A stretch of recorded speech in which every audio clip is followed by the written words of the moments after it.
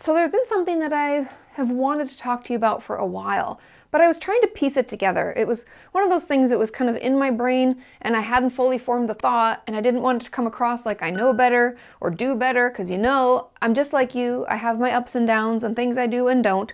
But what I want to talk to you about today is intuition and using our intuition.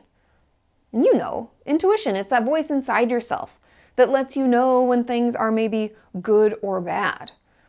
Like perhaps that friendship or romantic relationship has lasted way longer than it should. You probably don't like spending time with them, and they're constantly bringing you down. Yet, you don't trust yourself and your intuition. So you stay in it, and you push through. Maybe even telling yourself that you are overreacting or just being too sensitive. We can really talk ourselves out of trusting our intuition like in 30 seconds or less, I swear. It's like that self-talk will go from, oh, that's really hurtful for me, and like that really made me feel bad, and last time I felt really drained after seeing them. And then immediately that negative self-talk will come in and it's like, no, but like you're lucky to have a friend, or you're lucky to have a boyfriend or girlfriend or someone in your life, and like I can't believe you're talking to them. You don't be so negative. And it can just talk us right out of any sense and intuition. By staying in those relationships and not making the decisions that we know we need to, or not upholding healthy boundaries, we can find ourselves feeling a lot less confident, definitely more stressed out, and overall just worse than we did before.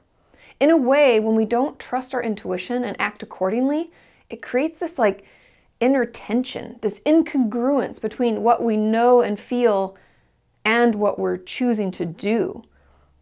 And I think that for myself, this has created only more upset and tension in my daily life.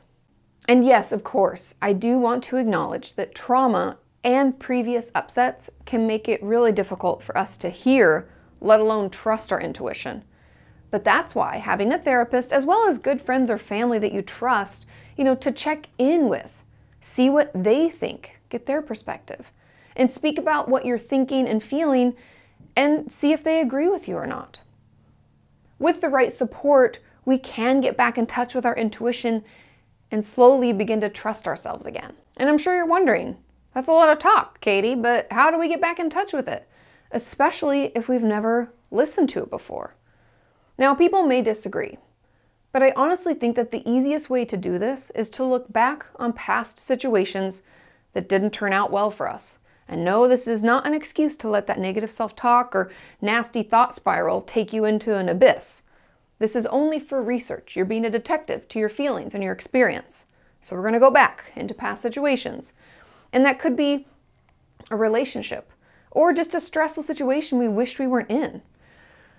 Take some time. Think back on that. How did that feel? And not just emotions or thoughts, but where did you feel that upset in your body? For me, I know that I'm doing something wrong when I'm unable to stop thinking about it. It's like my brain's like a runaway train, and I can't stop the thoughts from flooding it, so much so that I honestly can't think about anything else. It makes it really hard for me to relax. It makes it almost impossible for me to go to sleep. And in my body, this presents as anxiety. My heart and thoughts race, and I just feel like I can't catch my breath, and I'll feel my heart beating in my chest, and it's like I can't swallow. I take these chest, like shoulder breathing instead of like stomach breathing, because I'm just maxed out and I feel on edge and stressed like 24/7. And we all know at night it always gets worse. That's why I can envision myself laying in bed feeling that sensation. And so just take some time to consider how it feels for you. What did you feel in your mind and body during the last stressful or difficult period in your life? And I also, just to give you some other examples, I can also get this pit in my stomach. And if I let it go on for too long, I actually feel sick to my stomach. I know that that sounds crazy, but that's how I know that a choice I'm making or a situation I've put myself into isn't good for me. And I also know that if every bone in my body doesn't want to be around a certain person, that they aren't good for me. And I know this sounds obvious, but if I'm being real with you, it took me a really long time to notice this, to like tap in and recognize that feeling. I think I was just like moving past it really quickly and brushing it off as me being overly sensitive or anxious.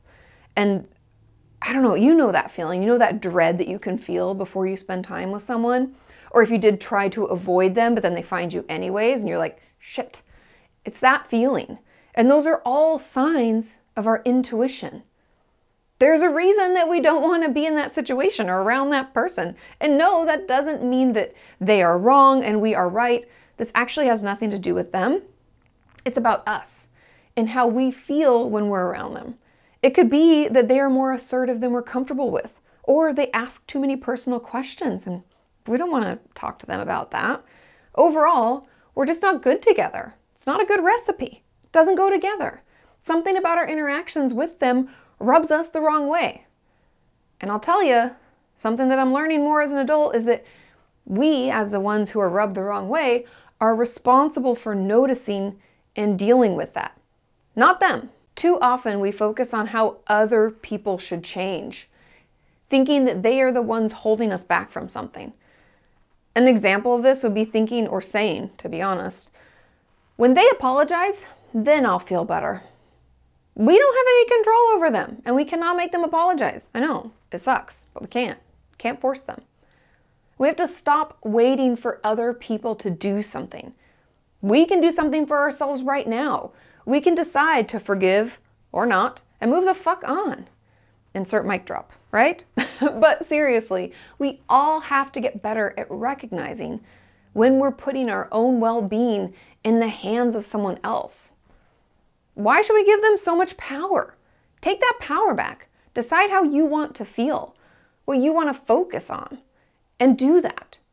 Because we are all in complete control of our own thoughts, actions, and decisions. So we just have to make sure they're in line with our intuition and what we really want for ourselves and our lives. Anyway, that's just been on my mind for a while, and I hope that was helpful. It's something I've been considering. How do I check in with my intuition? How do I know that I'm moving in a path or making decisions that are moving me towards something that I want and not away from it? Sometimes I think I'm just rushing through things so quickly, ignoring how I feel and chalking it up to me being sensitive or super stressed or anxious or I don't know, insert negative thought, right? And so I'm going to try to pay more attention, and I hope you will too. I challenge you today to get quiet. Don't have any outside stimulation. We have so many screens and things vying for our attention. I'd encourage you to just shut that down for a bit. Maybe 5 minutes. Think, feel, notice what's going on in your body. You can even think about situations you're going to be in the future. That's something that I've been trying to practice, and it's been really helpful. Is like if I think about that event or that party that I feel like I should go to, is it in line with my intuition? Is it something that I really want to do? Or is every bone in my body telling me not to? And how can I listen to that? Anyway, I hope that was helpful. Just some, food for thought. Let me know what you think in the comments. Do you struggle to trust your intuition? Am I alone in this? I might be. It's totally fair. Also, if you've learned how to tap in, share your tips and tricks below. Thank you for watching, and I will see you next time. Bye.